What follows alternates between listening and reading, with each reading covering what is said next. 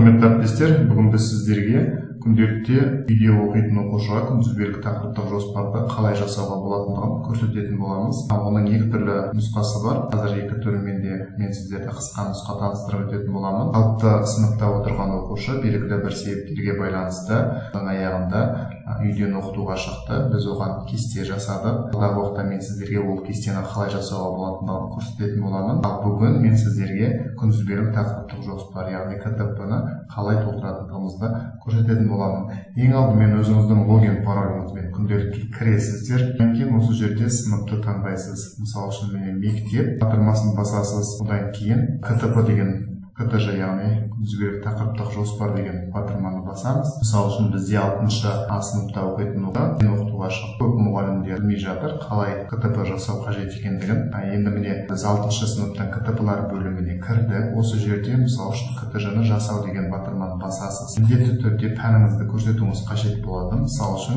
жаратылыстану пәні сынып.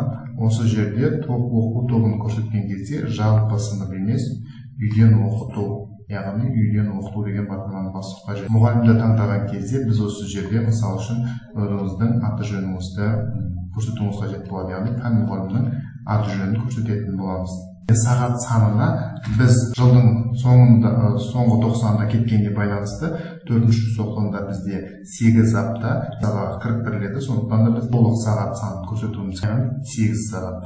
Одан кейін сақтау деген батырманы басамыз, және деген көріп тұрғандарыңыздай бізде КТП-ға тақырыптар енгізу бөлімі ашылды. Осы жерде тақырыпта қосу деген батырманы басу арқылы біз сіздермен өзіміздің тақырыптарымызды енгізуіміз қажет болады. Егер бір тақырыпты жазып көрсетейін, және онымызды жариялау күнімізді саламыз.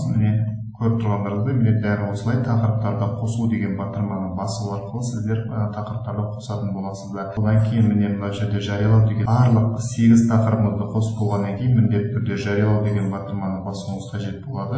Және оны үйлестіріп, әрі қарай деген батырманы басып, мына жерге галочкаңызды қойып, мынау сіздің нақты күндеріңіз, сабақ өтетін нақты күндеріңіз. Осы жерде бір ескеретін жағдай, мына жерде нақты күн мен жоспар күніңіз бір-біріне сәйкес келуі қажет. Енді күнтізбелік тақырыптық жоспарды қалай жасауға болатындығын мен сіздерге қазір көрсетейін. Ол үшін журналдар бөліміне кіресіз, және өзіңіздің сыныпты таңдайсыз. Қай сабаққа КТЖ жасағыңыз келеді, соны таңдайсыз. Жаратылыстану пәні. Осы жерден біз күнтізбелік тақырыптық жоспар дегенге кіреміз. Арналған КТЖ-ны жасау үшін үйден оқыту деген таңдап алуыңыз керек. Жалпы сынып емес, үйден оқу. Осы жерде сізде нақты сағат сандары көрсетіледі. Бағана мен жазған тақырып осы жерде шығып тұр, автоматты түрде жарияламай тұрып, жариялаудан алып тастап, тақырыптарыңыз теріп шығып, осы жерде мына жерде КТЖ-ны көшіру деген батырманы басу арқылы КТЖ-ны көшіріп жарияласаңыздар болады. Осы жерде барлығы өзі көрсетілген, оқу жылын көрсетуіңіз керек болады, пәнді көрсетуіңіз керек болады. Дәл жаңа екі түрлі нұсқасын мен сіздерге мұғалімді таңдасын, оқу тобын көшіру, жариялау деген КТЖ-ға өту дегенді басу арқылы